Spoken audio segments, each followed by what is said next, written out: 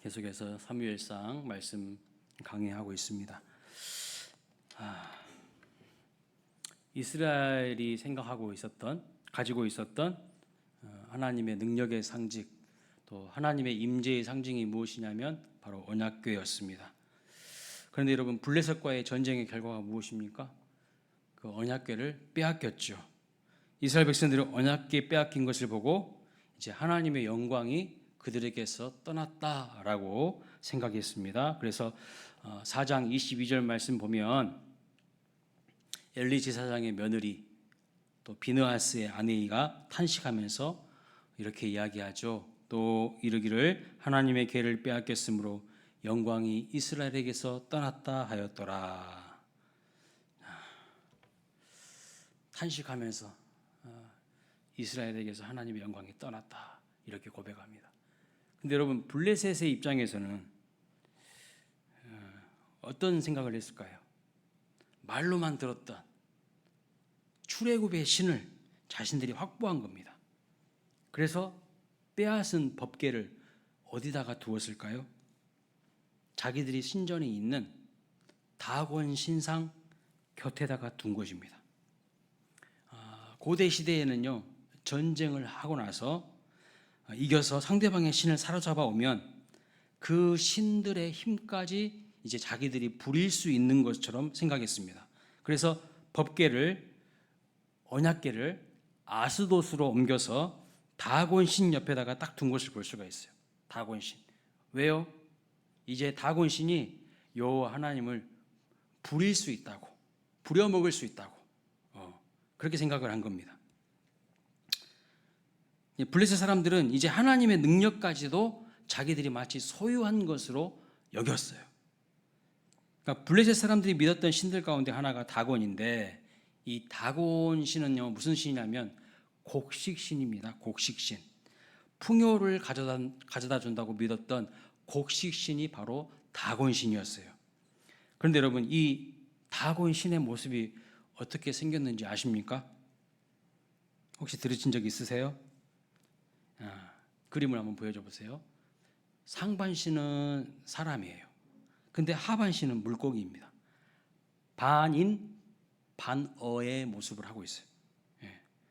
원래 이 다곤신이 고대 가나안 동쪽에 위치한 메소포타미아 지역에 살고 있던 셈족 계통의 사람들이 숭배하던 신이라고 하는데, 고대 우가릿 문헌이라고 있거든요. 그 고대 우가릿 문헌에 보면 이 다곤신이 바알신, 여러분 바알 아시죠? 바알신을 아주 많이 들어보셨죠? 그 바알신의 아버지로 묘사되고 있는 것을 볼 수가 있어요. 그런데 이제 세월이 흘러서 이 다곤신이 하던 역할을 바알신이 물려받게 됩니다. 그래서 나중에는요, 이 바알이 가나안 사람들이 주로 섬겼던 신이 되는 것이죠. 자, 고대 신들의 특징이 무엇이냐면 인간의 욕망, 인간의 욕심을요, 거기에다가 딱 투영을 해서 만들어 놓은 거예요. 만들어 놓은 신인 거예요.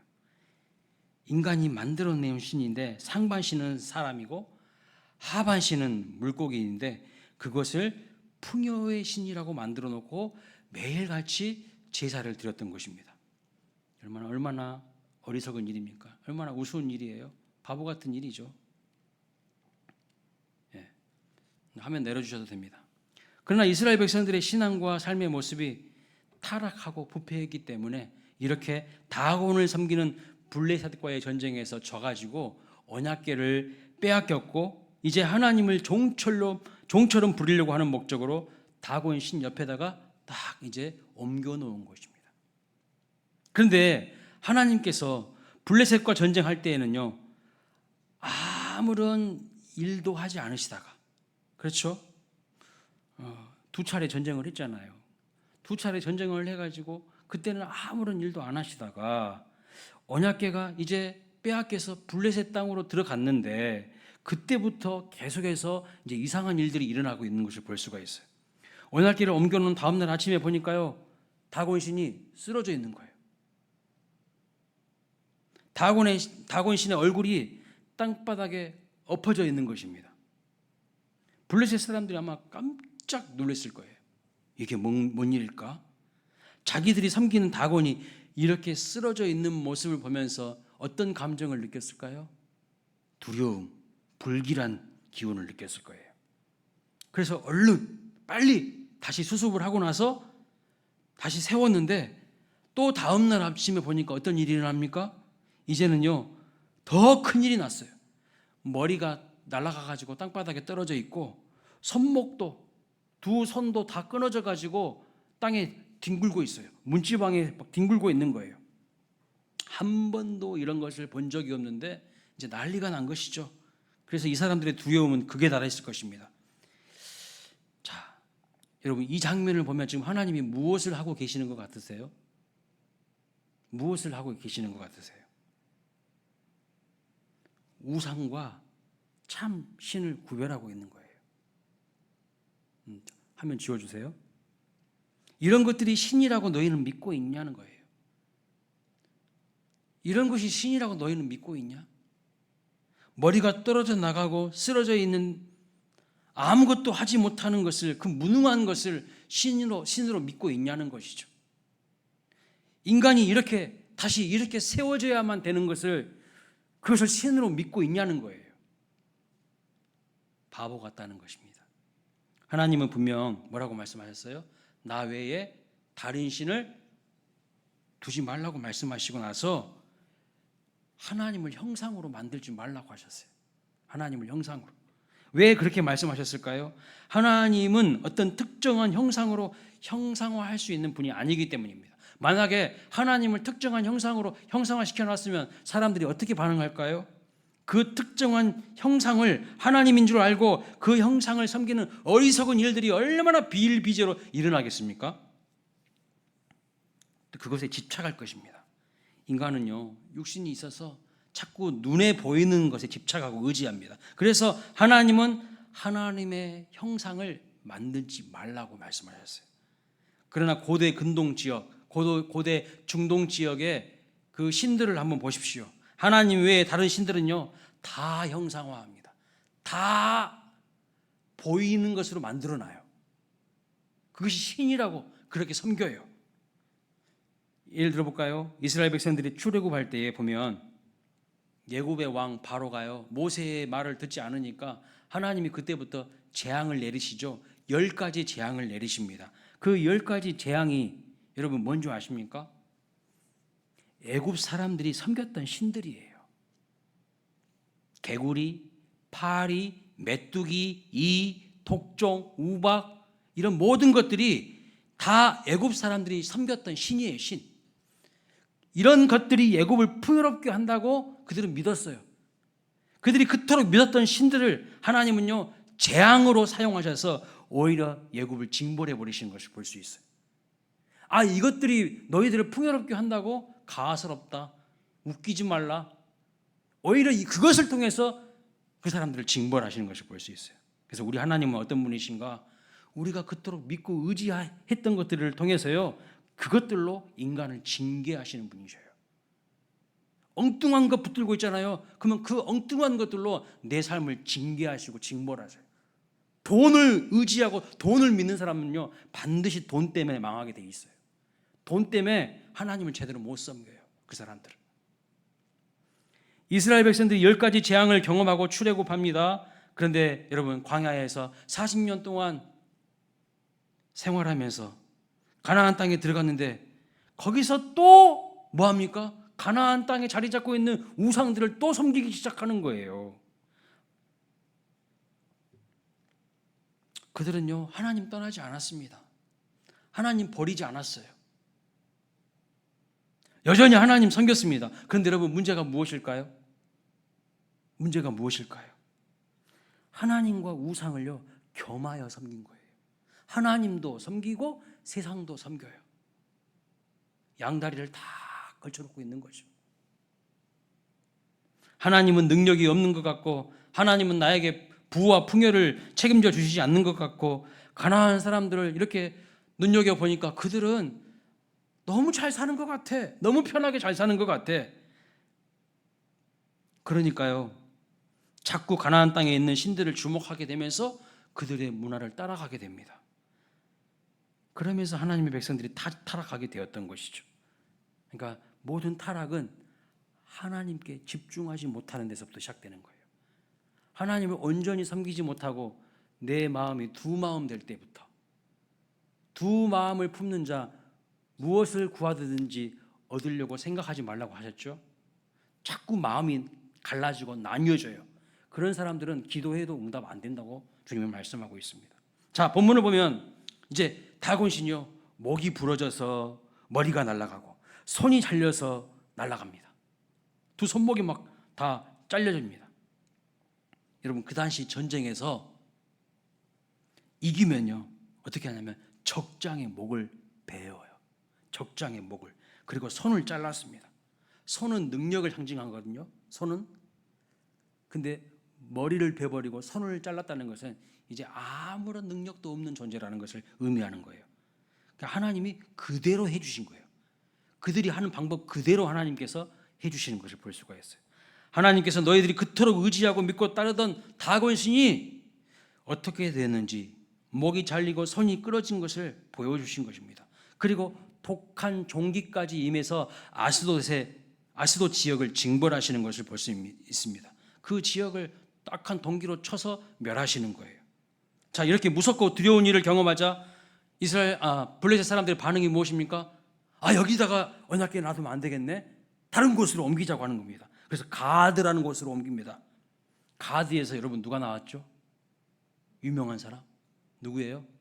골리앗이 가드 출신이에요. 가드로 옮깁니다. 그런데 가드로 옮겼더니 거기에서 그 독한 종기로 환란이 더 심해지는 거예요.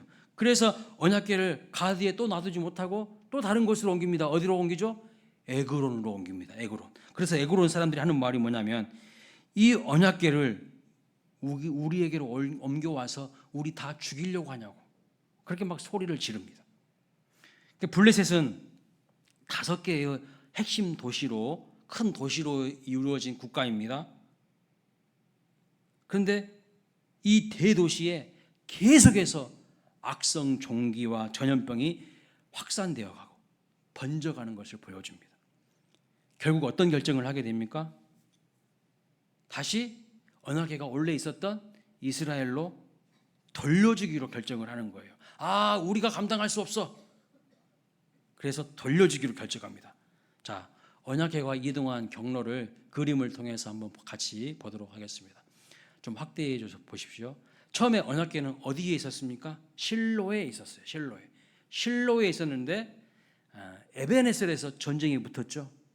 이스라엘과 블레셋이 전쟁이 붙었어요. 그래서 이겼습니까? 졌습니까? 2번 전쟁했는데 2번 다 졌어. 34,000명이 죽었어, 이스라엘 사람들. 그래서 그 언약궤가 어디로 옮겨지죠? 에벤에셀에서 처음에 아스돗으로 갑니다. 아스돗에 가가지고 다곤신 옆에다가 딱 언약궤를 놔뒀어요. 뭐 하려고? 하나님 부려먹으려고. 다곤신이 대빵이고 하나님은 전쟁에 졌으니까 이제 하나님이 종된 거야. 그래서 마음껏 하나님의 능력을 이제 부려먹을 수 있을 거라 생각하고 다곤신 옆에 딱 놔뒀는데, 다음날 아침에 오히려 다곤신이 땅바닥에 나등기고 있는 거예요. 그 다음날 아침에 보니까 아예 그 다음날 아침에 목도 잘려지고 두 손목까지 다 잘려져 있는 거예요. 그래서 이거 여기다 놔두면 안 되겠네 하고 어디로 간다고요? 가드로 가요. 가드로 갔더니 막 종기가 악한 독종 막 종기들이 막 번창한 거예요. 그래서 거기다 또 모시지 못하고 또 에글론으로 옮겨요. 근데 계속해서 이게 막 심해지는 겁니다. 그래서 다시 언약궤를 이스라엘로 돌려주자라고 결정을 하는 것을 볼 수가 있어요. 그 내용이 오늘 사무엘상 5장의 내용입니다. 자, 여러분, 사무엘 4장과 5장은요 무엇을 우리에게 가르쳐주고 있을까요? 무엇을 보여주고 있을까요?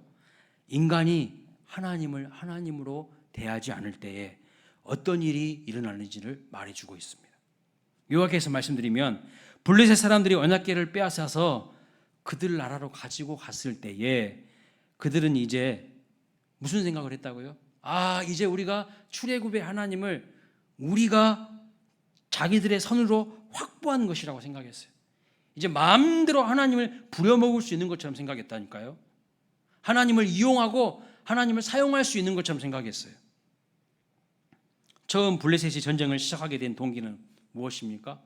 언약궤가 전쟁터 한복판인 에베네셀로 오게 되면 언약궤가 가진 능력에 의해서, 하나님의 능력에 의해서 본인들이 전쟁에서 이길 수 없다고 생각했어요. 그래서 빨리 언약궤가 제대로 자리 잡기 전에 이스라엘로부터 언약궤를 빼앗고 이스라엘을 치기로 결정을 한 겁니다.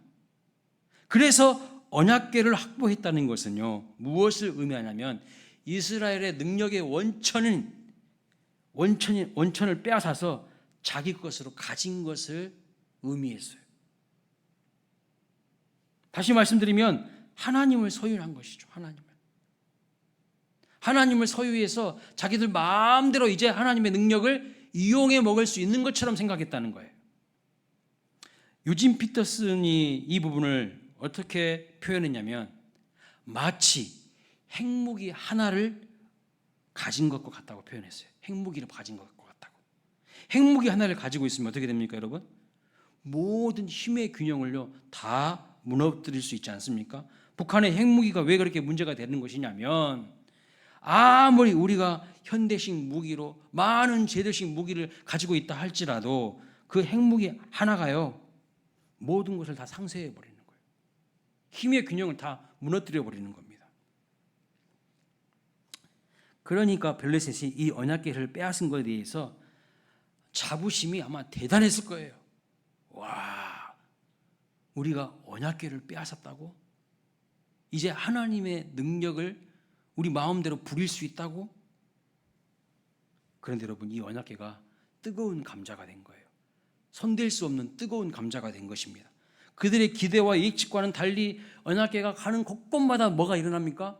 문제가 일어나는 거예요. 막 재앙이 일어나게 되는 거예요. 자, 이것을 통해서 하나님께서 지금 우리에게 무엇을 말씀하시는 것일까요?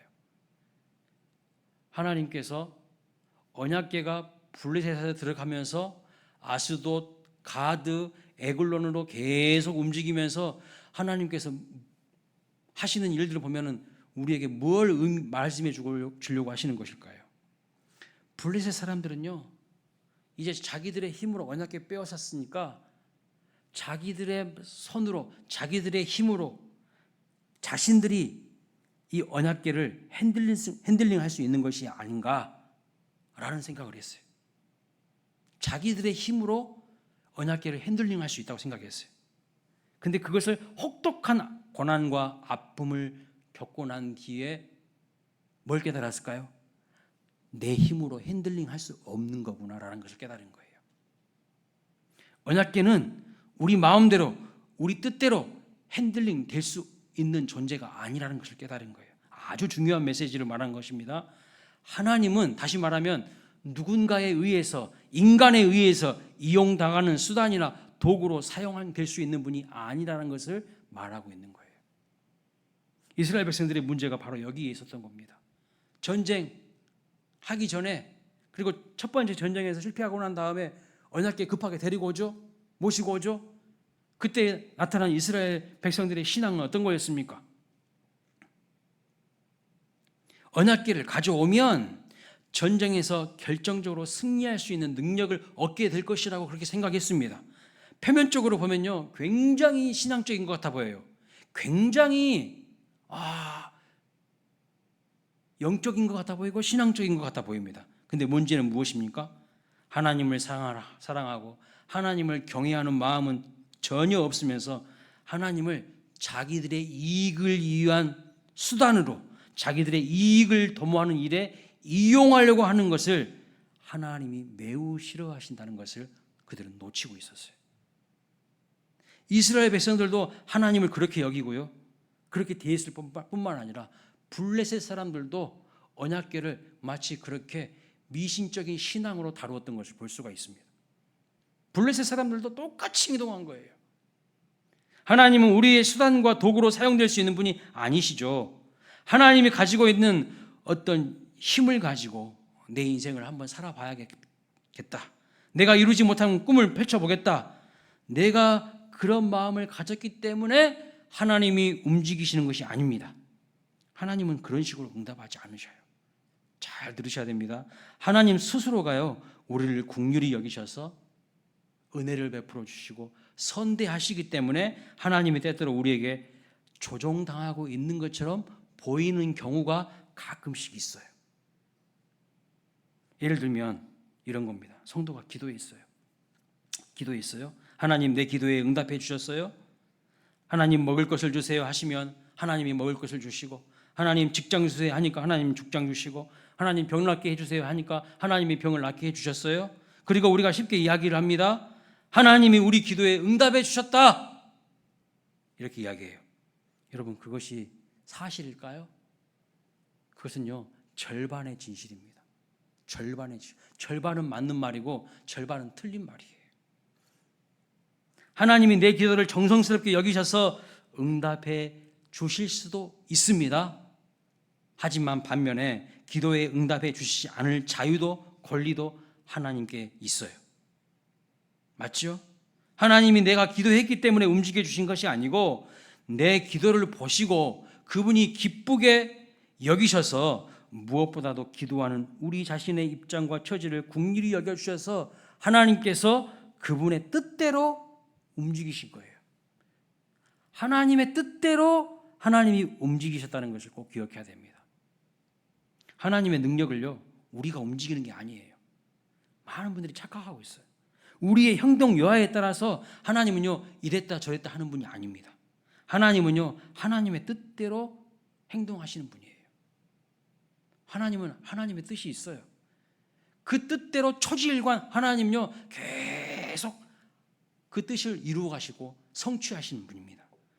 그러나 사무엘상 4장과 5장에 나오는 이스라엘과 블레셋 사람들에게 보이는 문제가 무엇입니까, 여러분? 마치 하나님께서 누군가에 의해서 통제를 받고 누군가에 의해서 조종을 당하고 누군가에 의해서 이용을 당하시는 분처럼 그들은 하나님을 대했다는 거예요. 하나님은 블레셋의 우상과 달리 누군가의 의지에서 존재하시는 분이 아니시죠? 우상은요, 자기 손으로 일어나지도 못해요. 사람들이 일으켜줘야 돼. 근데 그것을 믿고 있어. 하나님은 스스로 존재하시면서 모든 것을 결정하시고 모든 것을 판단하시고 모든 것을 주관하시는 하나님이심을 알아야 한다는 것을 오늘 본문을 통해서 우리에게 말씀해 주고 있는 거예요. 그러니까 이스라엘 군인들이 한 명도 없는 블레셋 땅에서 홀로 여호와의 손이 역사하심으로 모든 그 땅의 우상이 얼마나 무기력한 존재인지를 하나님이 여실히 드러내시죠. 그 땅에서 홀로 일하시고 역사하심으로 하나님 홀로도 모든 것을 다 이루시는 분이심을 하나님이 보여주시고 있는 것이 보일 수 있어요. 저는 이 말씀을 묵상하다가요, 하나님께서 블레셋에서 행하시는 이 일들을 묵상하다가 사이다가 생각났어요. 사이다. 뭔가 답답할 때 사이다 한 잔 마시면 어떻게 됩니까? 시원하죠. 속이 그냥 뻥 뚫린 것 같은 느낌이 있는데, 여호와의 손이 역사하셔서 그냥 블레셋 땅의 사람들을 벌하시고 하나님의 능력과 영광이 탁 나타나잖아요. 이스라엘 군인 한 명도 없어. 그 땅에 그냥 언약궤만 간 거야. 그런데 여호와의 손이 그 땅을 쓸어버리는 거예요. 2번의 전쟁을 통해서 34,000명이나 이스라엘 백성들이 죽었는데, 블레셋 땅에 언약궤 하나 갔는데 여호와의 손이, 여호와 혼자 홀로 일하심으로 말미암아 그 땅을 평정해 버리는 거예요. 속이 시원하지 않습니까? 사이다가, 우리 하나님은 사이다 하나님이야. 시원하시더라고요. 두 번의 전쟁을 통해서 이스라엘 백성들이, 수많은 사람들이 죽고 법궤를 빼앗기면서 암울하고 답답한 분위기 속에서 이제 마치 안개가 쫙 거치고요, 맑은 하늘이 나오는 것 같은 그런 느낌을 받습니다. 여러분, 중요한 것이 무엇일까요? 오늘 말씀을 통해서 하나님이 말씀하시고자 하는 중요한 부분이 뭡니까? 하나님이 인간에 의해서 이용되거나 통제되거나 조종되는 분이 아니심을 확실하게 드러내시는 거예요. 너희들 때문에 내가 영광을 받고 너희들 때문에 영광을 못 받고 하는 거 아니야. 착각하지 마라. 하나님 홀로 다 하실 수 있다는 거예요. 블레셋 땅에 이스라엘 군인 한 명이라도 들어갔습니까? 한 명도 못 들어갔어요. 근데 하나님 혼자서 싹 쓸어버리시잖아요. 그러면서 여호와의 권능과 영광을 드러내시는 겁니다. 하나님이 우리 기도에 응답해 주시고 하나님이 무엇인가 나의 마음에 반응해 주실 때에도 내가 하나님을 움직였기 때문이 아니라는 것을 꼭 기억해야 됩니다. 내가 하나님 움직인 거 아니에요. 우리가 하나님 움직인 거 아니에요. 그런데 가끔 하나님이 왜 나에 의해서 움직이시는 분처럼 그렇게 반응을 해 주실까요? 그 이유가 무엇일까요? 내가 하나님을 움직이기 때문이 아닙니다. 하나님이 우리를 긍휼히 여겨주셔서 은혜를 베풀어 주신 거예요. 나의 의가 아니라니까요. 나의 공로가 아니에요. 하나님의 일방적인 은혜예요.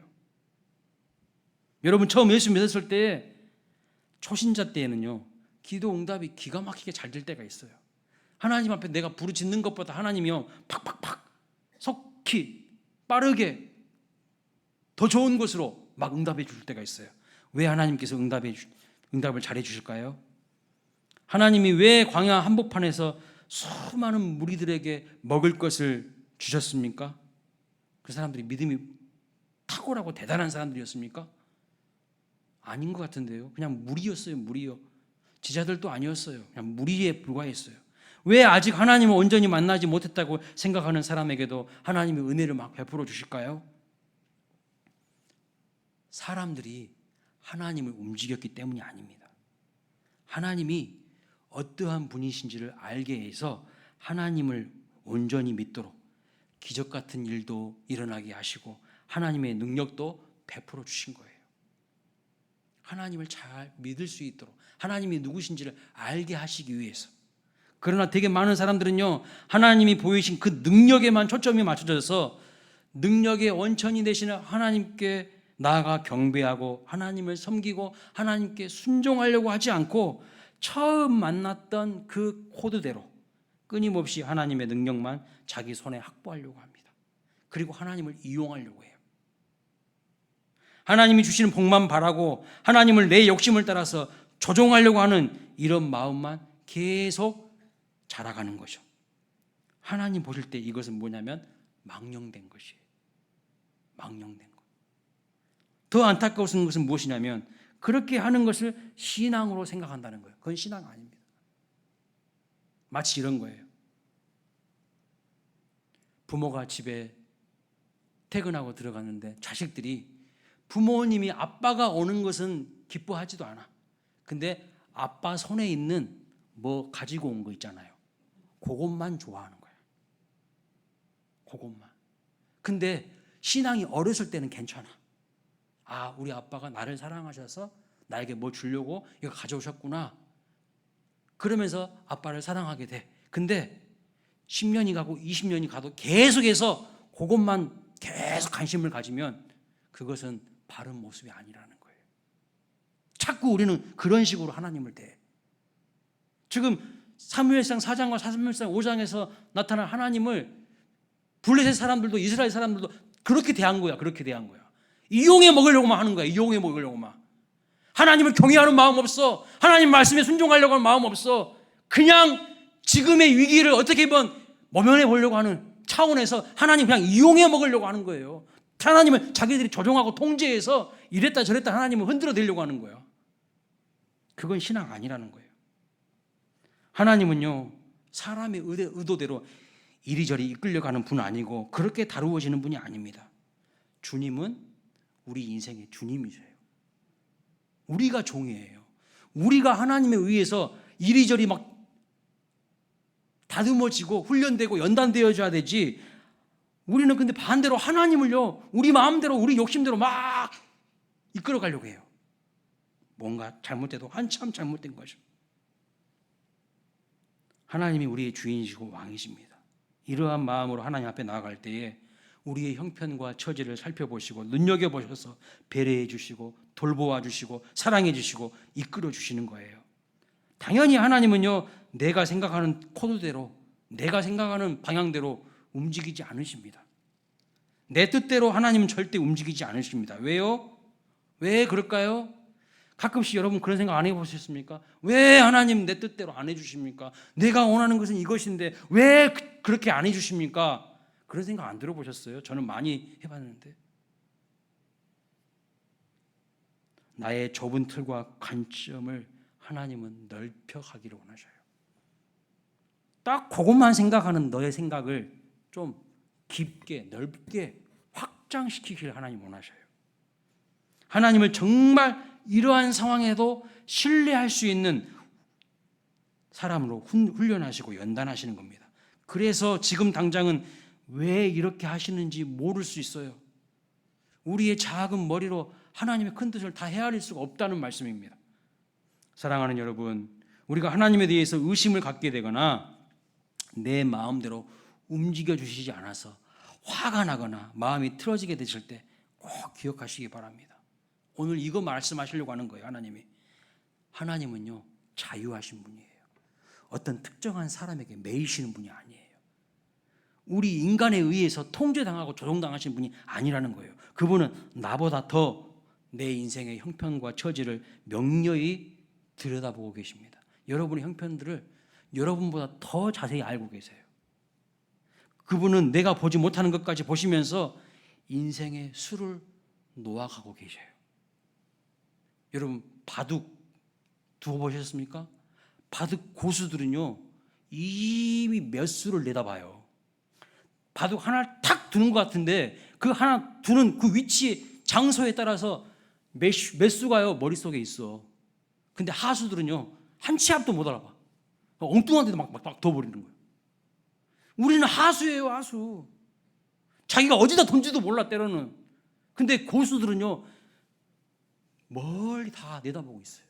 하나님은요 멀리 내다보시면서 내가 보지 못하는 것까지 인생의 수를 지금 놓아가고 계신다는 겁니다. 그렇기 때문에 하나님은 때때로 내가 그리는 것과 다르게 움직일 수 있는 분이시다는 거예요. 하나님은 내가 생각하는 것과 내가 판단하는 것의 범위를 뛰어넘으셔서 역사하시는 분이라는 것을 믿으시기를 주님의 이름으로 축원합니다. 하나님을 내 틀에다가 내 관점에다가 끼워 맞추려고 하지 마시고, 그래서 하나님을 이용하거나 조종하거나 통제하려고 하지 않고 하나님의 하나님 되심을 온전히 신뢰하시기 바랍니다. 여러분이 하나님에 의해서 이끌림 당해야 되는 거예요. 그런데 우리는요 우리가 하나님을 이끌려고 해. 코미디죠. 절대 하나님은요 우리의 힘에 의해서 이리저리 흔들리는 분이 아니에요. 이런 하나님을 온전히 신뢰할 때에 그 다음 내딛는 발걸음이 뭘까요?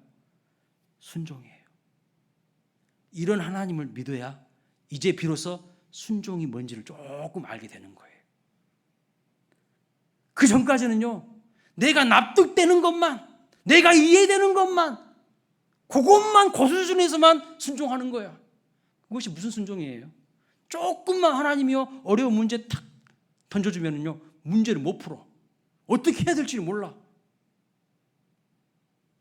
머리만 박박 긁어. 그건 우리의 모습이죠.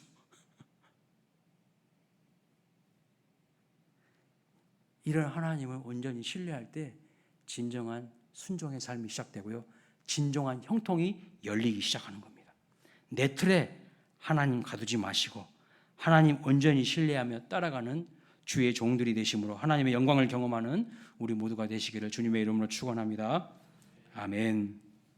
우리 찬양하겠습니다.